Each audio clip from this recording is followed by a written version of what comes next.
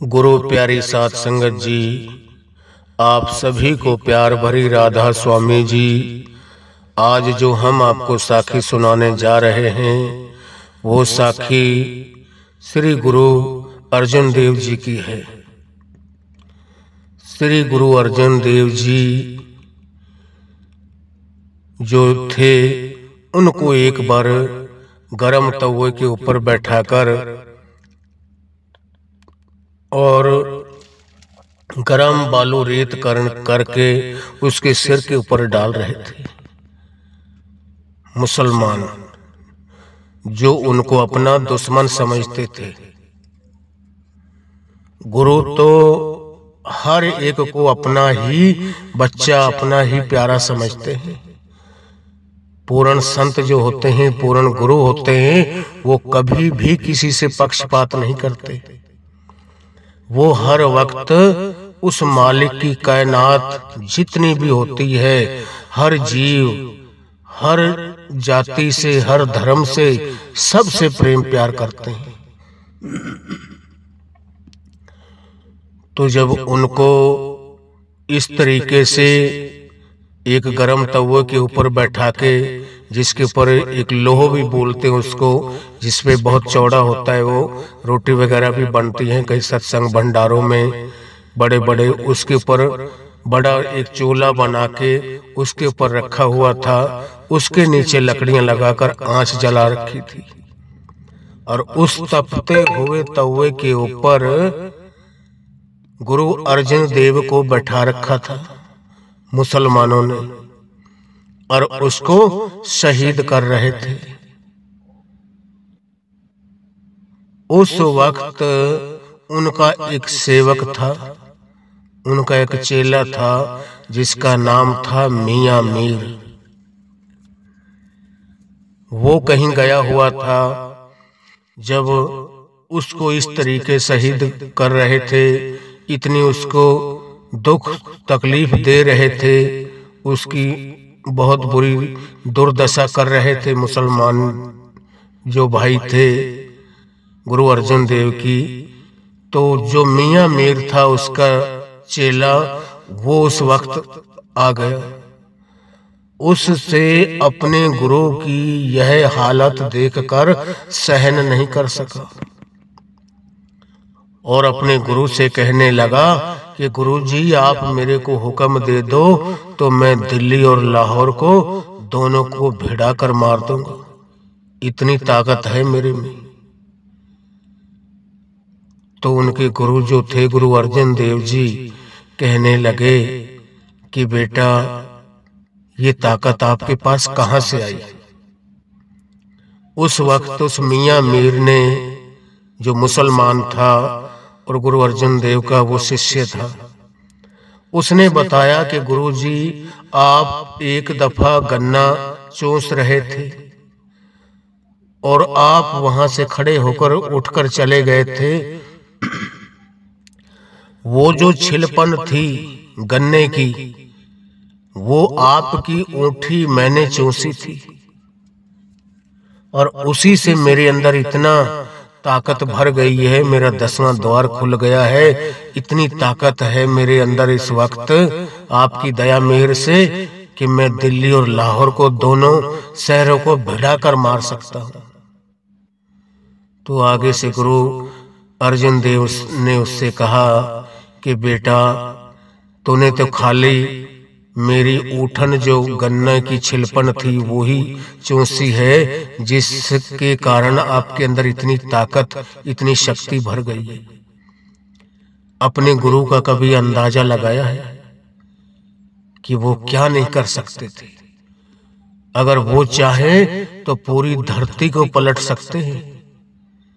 गुरु जो होते हैं वो कुल मालिक होते हैं, और वो तो एक अपना उदाहरण बन कर दिखाते हैं कि हमारे ऊपर कितने भी कष्ट आए, कितने भी दुख सुख आए, वो कभी हार नहीं मानते, कभी उनसे घबराते नहीं। कभी कोई उनको मौत की सजा देता है तो उस मौत को देखकर वो कभी डरते नहीं। क्यों? वो उस मौत को पहले ही जीत चुके होते हैं। वो कौन सी मौत है? वो जीते जी मरना जिसको बोलते हैं, जिसको मालिक ने, किसी संत महात्मा ने, पूर्ण संत महात्मा ने उनको नाम शब्द की बख्शिश कर दी, वो नाम की दीक्षा मिल गई उनको। उसने उस गुरु के हुक्म में रहकर, उसकी शिक्षा को लेकर उस तरीके से भजन बंदगी करी जैसे कि उसके सतगुरु ने बताई, और उसने अपनी सूरत को अंदर शब्द के साथ जोड़ दिया, अपनी रूह को उन खंडों ब्रह्मांडों पर चढ़ा दिया, उस सतलोक तक पहुंचा दिया। वो जीते जी अपनी मौत को जीत चुका होता है, जीते जी मरकर अपनी मौत को जीत लेते हैं वो।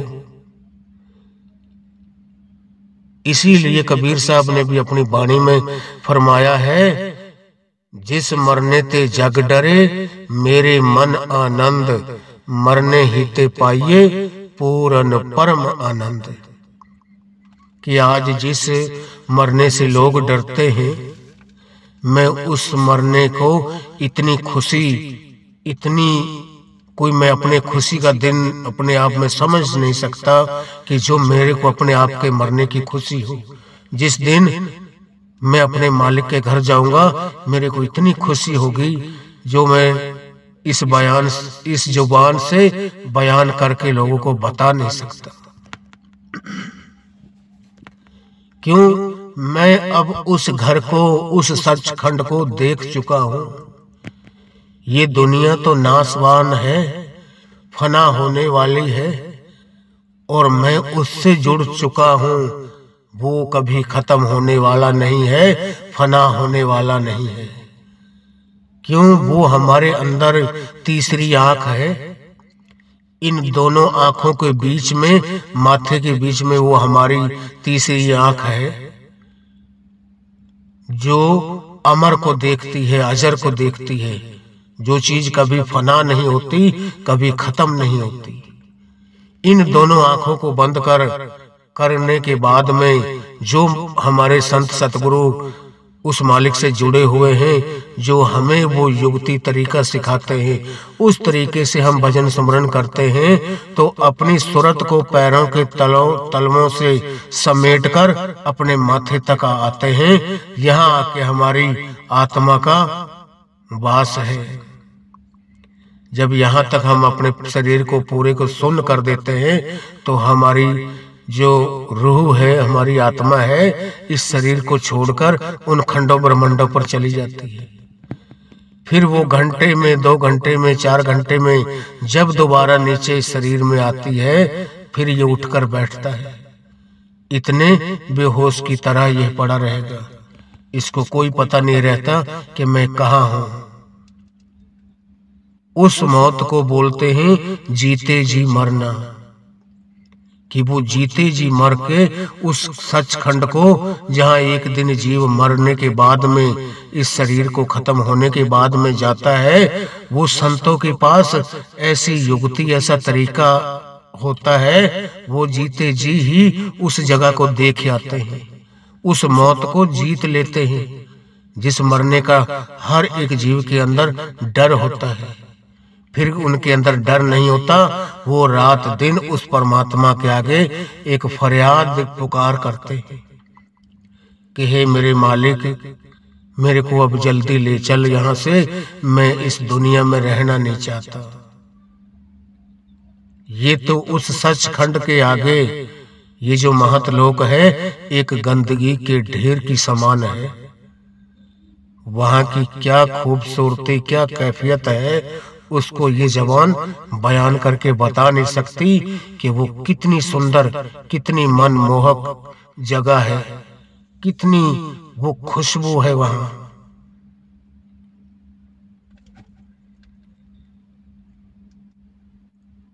आज ये घर हमें जब तक अच्छा लगता है, जब तक हम उस घर को देखते नहीं हैं, वहां तक पहुंचते नहीं हैं।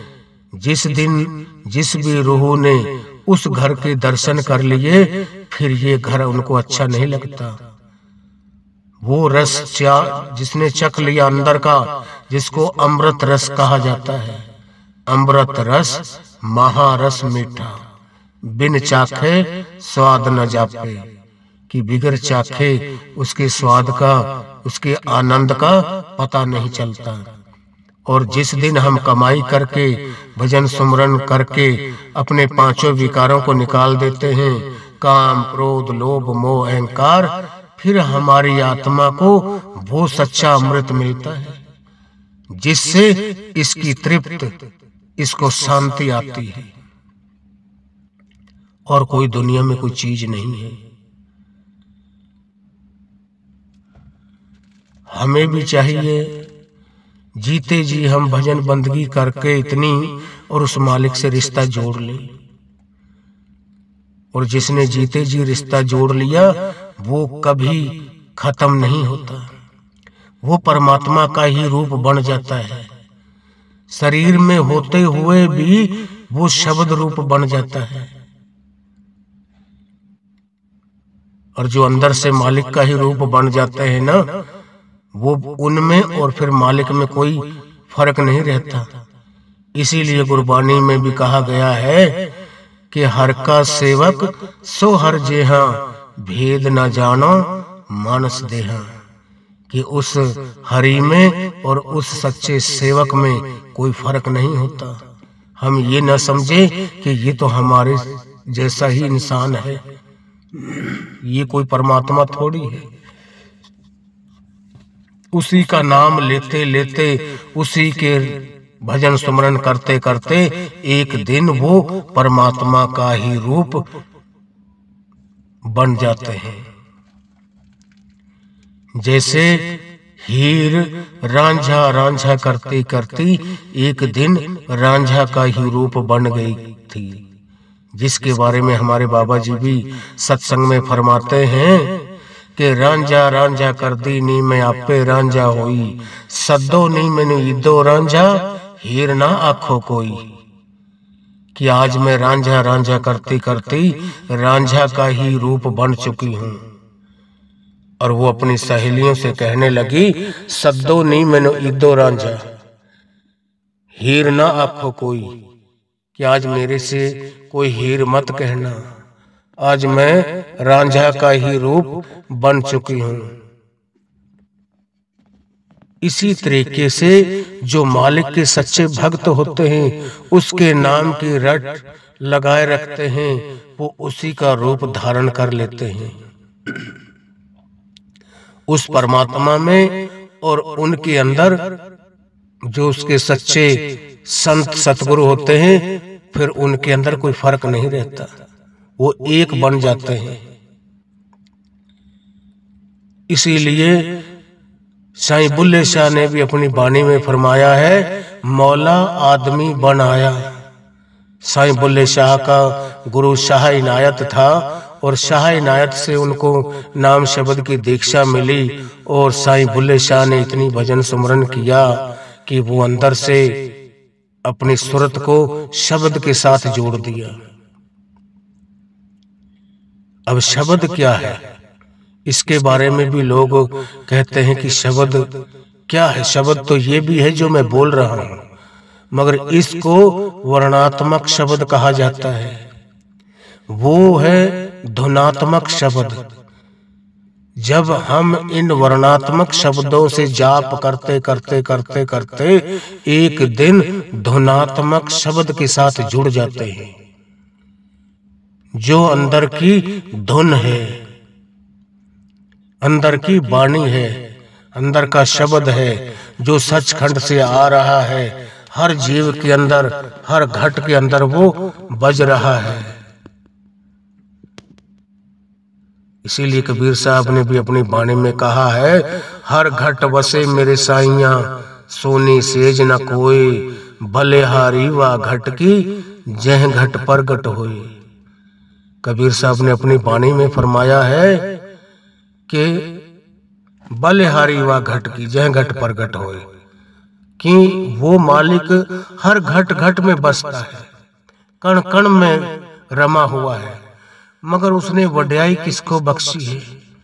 महिमा किसकी गाई है कि बलिहारी वा घट की ज्या घट प्रगट हुए, कि बलिहार जाऊं उस घट के, उस रूह के जिसने जीते जी अपनी रूह को, अपनी सूरत को अंदर शब्द के साथ जोड़ दिया। उसके लिए कबीर साहब ने बोला है, मुबारक है उनका इंसानी जामा पाया उनका, बधाई है उनको, उनकी महिमा है जुगों जुगों तक कि ऐसे संत महात्मा इस धरती पर आए और उन्होंने सारे काम, क्रोध, लोभ, मोह, अहंकार को त्याग कर उस मालिक की सच्ची भक्ति करी उन्होंने और मालिक का ही रूप बन गए। हमें भी चाहिए कि इन विकारों को त्यागते हुए, इन सब कुछ को करते हुए, हमारे बाबा जी ये नहीं कहते कि आप घर गृहस्थी को छोड़ दो, अपने बाल बच्चों को छोड़ दो। वो तो कहते हैं अपने घर में रहना है, सूरमा बहादुर बन के रहना है और घर में रहते हुए अपनी भजन बंदगी करनी है, अपने बाल बच्चों को भी, उनके भी पालन पोषण करना है और अपनी जिम्मेवारियों को निभाते हुए उस परमात्मा की भजन बंदगी भी करनी है।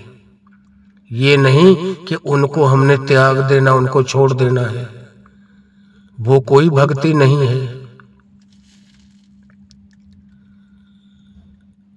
भक्ति वो है जो अपनी घर गृहस्थी को भी चलाए, अपनी जिम्मेवारियों को भी निभाए, जो उनके बाल बच्चे हैं, बेटा बेटी, उनकी शादी ब्याह, जो भी उनके रीति रिवाज के अनुसार वो भी करे और मालिक की भजन बंदगी से भी जुड़ा रहे। वो है सच्चा उसका सत्संगी कह ले, सच्चा उसका सेवक कह ले। आज हम दिखावा करते हैं और दिखावे से हमारा कुछ नहीं बनता।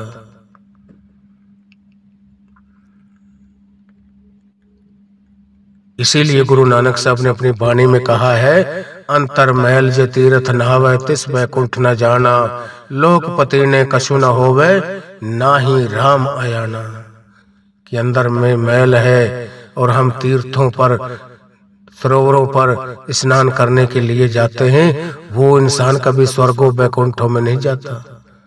अंतर महल जे तीर्थ नहावे तिस बैकुंठ न जाना, लोकपति ने कछु न होवे ना ही राम आयाना। कि हमारा उस लोक दिखावा करने से हमारा कुछ भी नहीं बनने वाला। हम दुनिया को मूर्ख, दुनिया को पागल बना सकते हैं, उस मालिक को पागल नहीं बना सकते। वो तो हमारी रग रग का वाकिफकार है कि ये कितने ओंडे पानी में है, मगर वो हमारा माँ बाप की तरह, जैसे एक माँ बाप अपने बच्चे के औगनों के ऊपर पर्दा डालते हैं, मिट्टी डालते हैं ना, वो कभी डिंडोरा नहीं पिटवाते, वो गली मोहल्लों में आवाजें नहीं लगवाते कि मेरे बच्चे ने ये कर दिया है। उनके औगुणों के ऊपर पर्दा डालते हैं। हम भी उस परमात्मा के बच्चे हैं, उनकी संतान हैं, और हमारे को वो हमारे हर अवगुण को जानते हुए उनके ऊपर पर्दा डालता है। हमें कोई ना कोई ऐसा हमारे साथ करता है, ठोकर भी लगाता है, जिससे कि ये सही लाइन पे चल जाए, ये संभल जाए, ये गलत काम को त्याग दे, गलत रास्ते पे ना जाए कभी। जो हमारे फायदे के लिए होता है वो काम करते हैं। उन्हें पता है कि इनको हमने क्या देना है।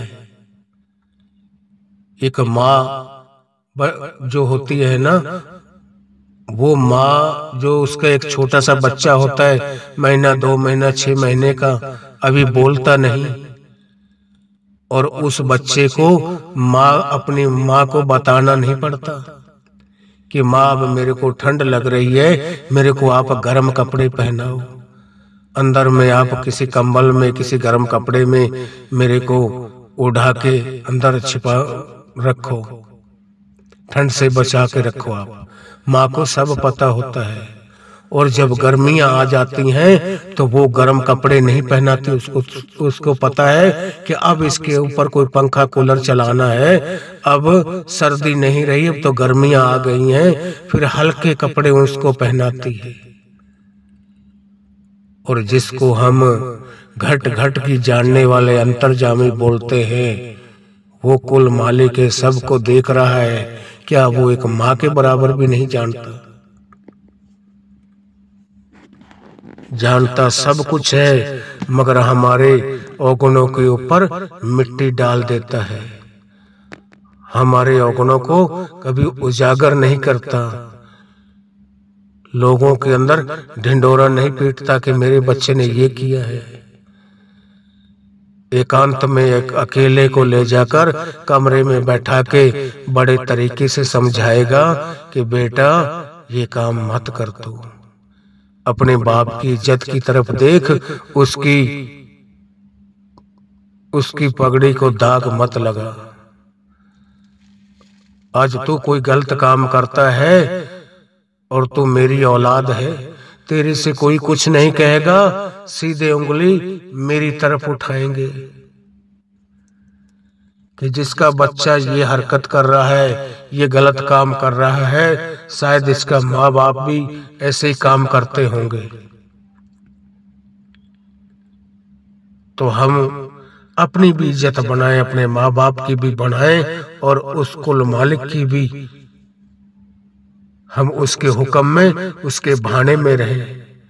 हम कोई ऐसा गलत काम मत करें जिससे हमें चार भाइयों में हमें नीचे देखना पड़े, हमें शर्मिंदगी महसूस हो। कभी ऐसा गलत काम मत करें। अपने घर में रहे, शोरमा बहादुर बन के रहे, अपने जिम्मेवारियों को निभाते हुए मालिक की भजन बंदगी को करें। तो हमें भी चाहिए इस साखी द्वारा हम आज से प्रण करें कि हम उन संत महात्माओं ने जिन्होंने कितनी कुर्बानियां दी हैं, कितने कितने दुख कष्ट सहन किए हैं, सिर्फ हमारी बदौलत। वो जिस वक्त गुरु अर्जुन देव को गर्म तवे पे बैठा रखा था और उसके शिष्य ने कहा था कि गुरुजी आप हुक्म दे दो तो मैं दिल्ली और लाहौर को चूर चूर कर दूंगा, दोनों को भिड़ा कर मार दूंगा। क्यों? उसको दिखाई दे रहा था कि गर्म तवे के ऊपर बैठा के गर्म बालू रेत सिर में डाल रहे हैं और नीचे आंच जला रखी, ऊपर गुरु अर्जुन देव जी बैठे हुए थे। तो उसने अपने चेले से कहा कि बेटा इस तवे के ऊपर हाथ रख के देखना। तो वो एकदम ठंडा बर्फ की तरह था।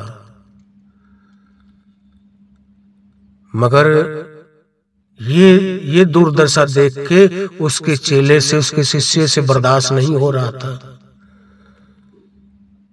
तो उस वक्त गुरु अर्जुन देव ने अपने चेले से कहा, आज जो एकादशी चलती है अब आएगी, आजकल अब एकादशी चलती है बैसाख के महीने में, जिस दिन उसका शहीदी दिवस होता है। उस दिन गुरु अर्जुन देव ने ये बात कही थी मियां मीर से कि अगर मेरे दिल को, मेरे कलेजे में ठंड पहुंचाना चाहता है ना, तो जो तेरे को दुश्मन दिखाई दे रहे हैं इनको तो ठंडा शरबत, ठंडा पानी, मीठा पानी बनाकर इनको पिला, तब मेरे कलेजे में ठंड पैदा होगी, मेरे को ठंडक तब पहुंचेगी। अगर तो इनका खून खराबा करता है, इनके साथ कोई मारपीट करता है, तो मेरे से बर्दाश्त नहीं होगा। क्यों? ये अनसमझ है, अनभोल है, इनको पता नहीं। और जिस दिन इनको पता चल गया, इन्होंने कोई कमाई करी, इन 9 द्वारों को खाली करके 10वें तक पहुंचे, इनको पहचान होगी कि ये क्या चीज है। उस दिन ये शायद ही जी पाए, ये ऐसे ही अपने प्राण त्यागने को तैयार हो जाएंगे। इतने अपने आप को कोसेंगे कि इनसे बर्दाश्त नहीं हो पाएगी, ये सहन नहीं कर पाएंगे। कि हमने उस कुल मालिक के साथ, उसके सच्चे भक्त के साथ हमने कैसा व्यवहार किया है, हम उनके बारे में क्या सोच थी हमारी, और वो हमारे पर कितनी दया मेहर करते थे। उन्होंने फिर भी उस परमात्मा के उनके बारे में बोला कि तेरा भाना मीठा लागे। क्या नहीं कर सकते थे वो। गुरु गोविंद सिंह ने अपने 2 बच्चों को चमकौर घड़े की जंग में शहीद करने के लिए भेज दिया। क्या उनको पता नहीं था कि ये वो वापस जिंदे नहीं आएंगे, ये वहीं शहीद हो जाएंगे। सरहंद के अंदर 2 छोटे साहिबजादे उनके नीयों के अंदर मुसलमानों ने चिन्हवा दिए थे। उनकी शहीदी वहां हो गई। गुरु तेग बहादुर ने अपना दिल्ली में आकर शीश दिया चांदनी चौक में, हिंद को बचाने के लिए। कौन सा ऐसा संत महात्मा है जिसको लोगों ने दुख कष्ट नहीं दिए।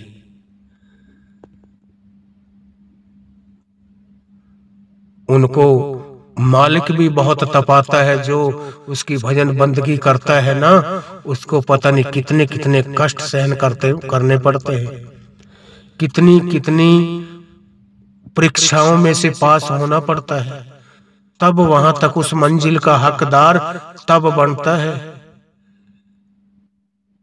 जैसे पढ़ाई करते करते किसी ने BA MA PhD ऊपर डिग्रियां होती हैं, करते करते लास्ट की स्टेज होती है संत की। संत उसको बोलते हैं जिसने अपनी सारी इंद्रियों को सुन्न कर दिया हो, सारी इच्छाएं तृष्णाओं को खत्म कर दिया हो। उसके आगे कोई अच्छी से अच्छी चीज आ जाए, कितनी भी कैसी भी आ जाए, उसका कभी मन नहीं डोलता। उसको संत कहते हैं, जिसने पूरा अपना शरीर को सुन्न कर दिया, कभी भी मन उनका नहीं डोलता। वो अपने मन के ऊपर काबू पा लेते हैं। तो हमें भी चाहिए, हमें अपने सतगुरु का सच्चा भरोसा, उनका सच्चा विश्वास करते हुए मालिक की भजन बंदगी करें, उनके हुक्म में, उनके भाने में रहें। अगर यह साखी आपको अच्छी लगी हो तो हमारे रूहानी साखियां चैनल को लाइक व सब्सक्राइब जरूर करें जी।